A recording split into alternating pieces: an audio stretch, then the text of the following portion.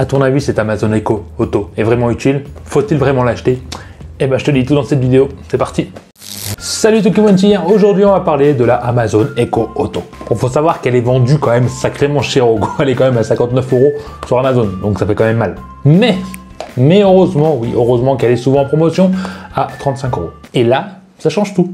Puis avec un peu de chance, au moment où tu regardes cette vidéo, elle est encore plus en promotion sur Amazon, alors je te conseille d'aller voir sur le lien après la vidéo. Bah oui, je l'ai mis en description, c'est plus rapide. D'ailleurs, si tu ne me connais pas encore, sache que moi c'est Fred, je fais pas mal de vidéos high-tech, des tests, des tutos, des astuces, tout ce que je trouve intéressant en fait sur le monde de la tech à partager avec toi. Alors si tu aimes ce genre de contenu, bah n'hésite pas à t'abonner juste en dessous avec la cloche de notification, et puis voilà quoi. Et si tu es du genre un peu plus curieux, bah viens sur Insta et Facebook, je raconte ma vie, on discute un peu plus, c'est plus intime quoi. Bon, je sais pas ce que t'en penses, mais je crois qu'il faut aller le déballer. C'est mieux. Bah allez. Bon, comme tu l'as déjà vu, on a une boîte simple, façon Alexa bleu, c'est sobre, c'est discret, bon, c'est Amazon, c'est bien quoi. Après, dedans, bien rangé, tu vas retrouver le support voiture pour l'Echo Auto. Bon, j'aime pas vraiment ça, en plus il est sacrément big et en plus tu dois l'accrocher sur l'aération de ta voiture. Et c'est la merde, parce que j'en ai cassé des aérations comme ça en mettant le clip dedans. Non, c'était pas pratique. Ensuite, tu vas retrouver la prise allume-cigare avec un double chargeur USB au cas où tu n'avais pas de prise USB dans ta voiture. Bah oui, on n'a pas tous une voiture moderne avec des USB, donc c'est quand même pratique, surtout qu'elle est en double. Tu peux charger ton téléphone et en même temps faire fonctionner la Echo Auto. Ensuite, on va trouver le câble USB vers micro USB, donc de 1 mètre environ, avec plusieurs notices qui sont en français. Oui, bah oui, Amazon. Et bien sûr, cette fameuse Echo Auto de chez Amazon, qui est plutôt discrète, contrairement à son support, quoi. Elle est mignonnette. Bon. L'installation, c'est simple, ouais, clairement. Tu as juste à avoir l'application Alexa. Sur Alexa, donc tu vas dans ajouter un nouveau matériau, un nouveau truc, quoi, sur Alexa Echo. Bah, tu m'as compris. J'essaye d'être clair, mais moi je me comprends pas, tu vois. Et donc tu sélectionnes le Amazon Echo que tu auras branché au préalable avant, parce que s'il n'est pas branché, tu peux pas le repérer. Oui. Après, petit conseil, tu n'es pas obligé de le brancher directement dans la voiture, tu fais ça au chaud chez toi sur ton PC, branché en USB sur ton PC, tu configures tout ça et après tu le mets dans la voiture. Oui. Une fois que tu as configuré donc l'Echo Auto de chez Alexa, de chez Amazon, oh putain, j'y arriverai pas. Bon, tu m'as compris.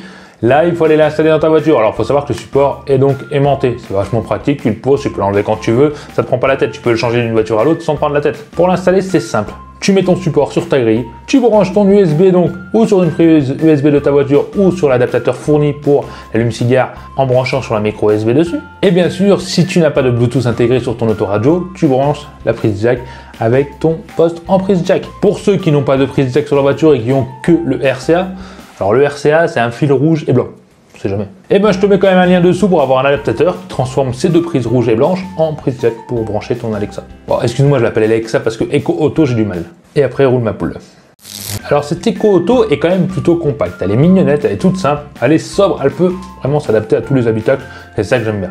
Si tu veux regarder de plus près, elle fait 8,5 cm de large, on est sur une épaisseur je crois de 1,3 cm et donc presque 5 cm de largeur comme ça.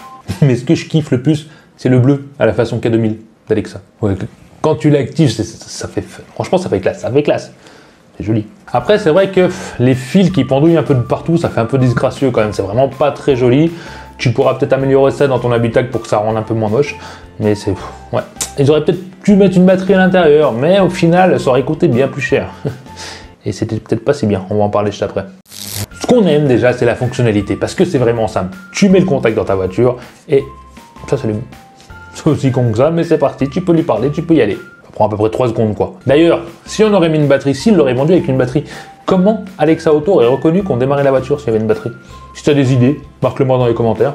C'est vrai que j'avais pas trop pensé à ce genre de problème. L'Echo Auto se connecte directement à ton smartphone sans rien demander, tu mets ton contact, tu pars, c'est connecté à ton smartphone, t'as rien à faire. À partir du moment que tu as l'application Alexa sur ton téléphone configuré, ça va tout seul. À savoir que si ta femme, ton fils, ton frère, ta soeur, ton cousin, ta maîtresse veut Alexa Auto, veut configurer, bah, il suffit qu'elle ait l'application Alexa Auto sur son smartphone avec bien sûr ton compte et ça se connectera automatiquement à son smartphone aussi. Voilà. Et là vient le moment crucial. Alexa. Alexa. Et oui, parce qu'elle a 8 micros intégrés quand même. Les 8 petits trous, c'est des micros. Et en plus, tu peux même configurer ta voix pour être mieux reconnue par Alexa. Après, il faut énoncer quelques phrases de merde sur l'application, ok. Et ça aide, même si j'ai pas vu vraiment de changement au final. Et oui, donc en gros, tu as ton Alexa que tu avais à la maison, dans ta voiture. Donc ça a les mêmes fonctionnalités. Et intelligemment, vu que c'est connecté au mobile, ça va utiliser le réseau de ton mobile pour être connecté à Internet et donc répondre à tes exigences. Alexa, qui est le plus beau? Ne dit-on pas que la beauté est dans les yeux de celui ou celle qui regarde? Je te rassure, au niveau du réseau, ça consomme presque rien. C'est pas plus que Spotify ou Deezer, si tu connais. Alors oui, tu dis, Alexa, lance Lara Fabian, je t'aime.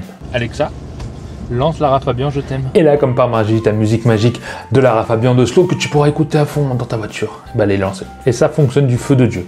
Bon, attention, ça fonctionne si tu es abonné sur Amazon Prime. C'est-à-dire que si t'as pas Amazon Prime, tu n'auras pas d'option musique, donc ça veut te dire de t'abonner pour avoir la musique. Ah oui, c'est pas gratos. Bon, après, tu peux lire les musiques enregistrées sur ton smartphone si tu as configuré ton application Alexa comme ça. Bah, c'est moins drôle. Puis aussi, c'est compatible Deezer et Spotify. Bah ouais. Bah si tu es un des deux quoi. En gros, c'est simple. Si tu connais déjà Alexa, tu auras tous les skills installés donc sur ton application dans la voiture. Et mon skill préféré. Alexa, tire mon doigt. Tire mon doigt. Je sais pas si j'assume d'avoir dit que c'est mon skill préféré. Non, si, c'est mon préféré.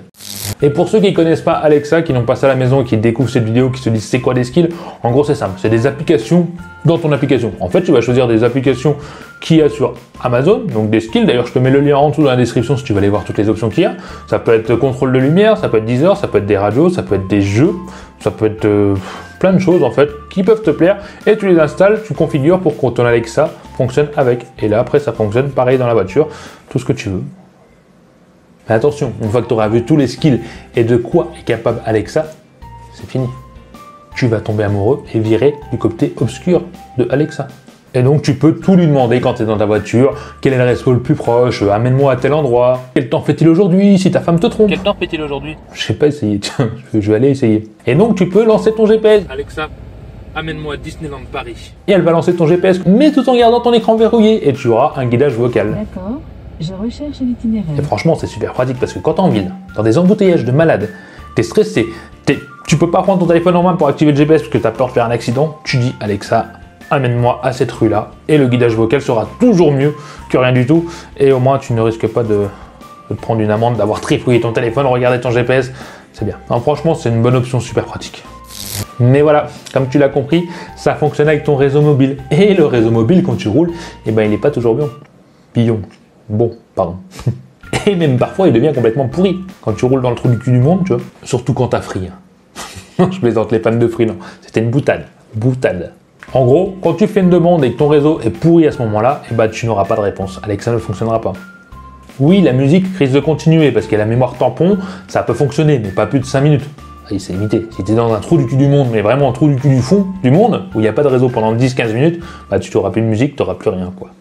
Après, niveau consommation, c'est clair que je n'ai pas eu de différence sur la consommation de la batterie de mon téléphone. Bon, faut dire, je l'ai roulé maximum 30 minutes, on continue. Mais je crois bien que c'est la recherche de réseau qui consomme plus que ça. Enfin bref, tu verras, ça consomme que dalle, quoi. D'ailleurs, je t'en ai pas parlé, mais la reconnaissance vocale est vraiment parfaite. Ça obéit très bien, au doigt et à l'œil même, et sans crier « Alexa !» Non, tu dis juste Alexa, même avec la musique en fond, ça fonctionne.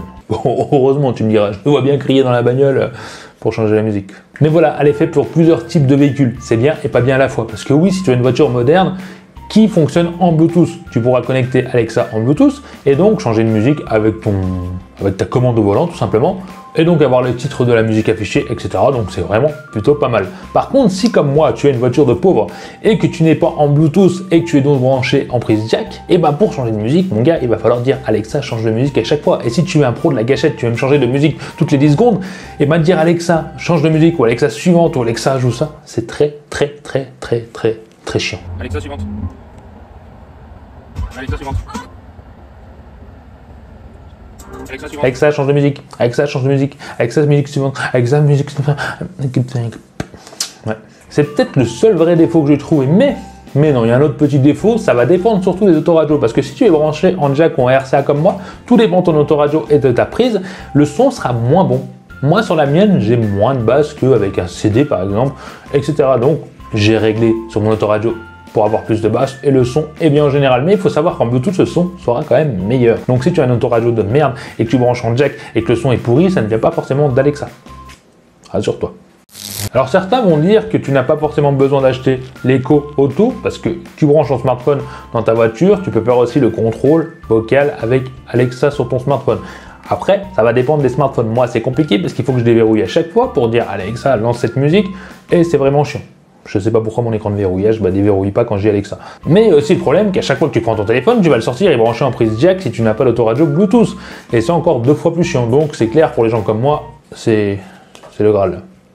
Ah oui, puis tout à l'heure je la touche, mais j'ai oublié de te dire, tu peux couper le micro si tu as envie d'être écouté dans ta voiture, bon on sait jamais, si tu veux pas être espionné, et tu peux appuyer sur ce bouton là pour activer la commande vocale directement si elle t'entend pas, s'il y a trop d'enfants qui crient, mais ça m'étonnerait. Alors pour conclure, est-ce qu'il faut acheter cet Echo Auto de chez Alexa? Moi je suis complètement fan. Franchement, c'est peut-être un gadget, mais c'est super pratique, que ce soit pour la météo, que ce soit pour tout. Tu as Alexa de ta maison dans ta voiture et c'est vraiment bien pour trouver les musiques que j'aime sans m'emmerder à chercher. Après, comme je te dis, le gros défaut, si tu n'es pas bon connecté en Bluetooth et tu es comme moi en prise jack, c'est vrai que devoir zapper en parlant à Alexa tout le temps, c'est vraiment relou, c'est trop chiant. Ils auraient dû faire, je sais pas, une commande externe pour appuyer sur un bouton parce qu'au bout d'un moment, c'est chiant. Franchement, c'est chiant. Je m'imagine pas dans un voyage de 8 heures dire Alexa, musique suivante toutes les 5 minutes. Je ne supporterai pas. Mon entourage ne supporterait pas. Voilà un peu mon ressenti sur la bête, après plus d'une semaine de test. J'espère que cette vidéo t'a plu. N'hésite pas à mettre le pouce bleu si c'est le cas. N'hésite pas à me poser des questions en dessous si tu en as. J'ai peut-être pas tout dit. Et puis je vous dis à la prochaine vidéo, les Tukimontiens. Allez, bye. Allez, à vous, t'as aimé la vidéo. Lâche-moi un petit commentaire en dessous pour me dire ce que t'en penses. Abonne-toi, sinon tu seras marabouté par les yeux de Tukimontiens toute ta vie. Viens vite me rejoindre sur les réseaux sociaux et mate ma dernière vidéo juste ici. Allez, je compte sur toi pour la prochaine vidéo. Bye bye.